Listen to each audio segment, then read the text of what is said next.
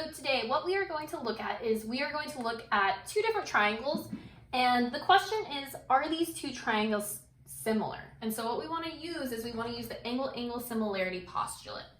Now, angle-angle similarity postulate, just a reminder, it says that if we have two angles, so if we have two angles in both of these triangles that are the same size, so that means they are congruent, then the two triangles are similar.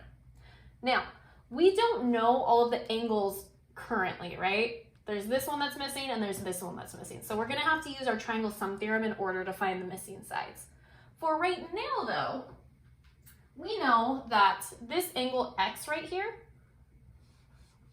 that one is equal to 32 degrees, but we also know that over here in this triangle, angle R is also equal to 32 degrees. So we know that we have one angle that is congruent right now. So I can say angle X is congruent to angle R. So we have one part of our angle-angle similarity postulate done. Now, if we look at the angles on X, Y, and Z, we need to find what is this last one equal to.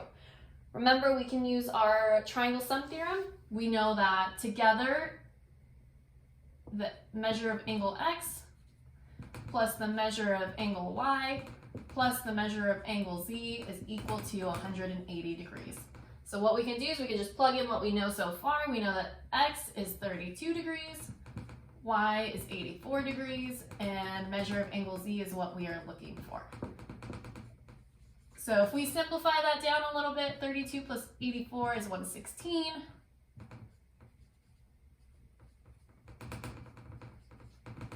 And if we want to solve for measure of angle Z, what we do is we just subtract 116 from both sides.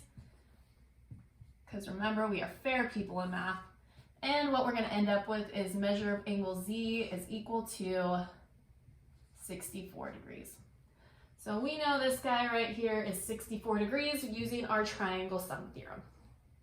Now, that shows us that we now have two angles, right? Measure of angle P is also 64 degrees. So this guy right here and Z right here, those two angles are also the same size, right? That means they are congruent. So we know that angle Z is congruent to angle P.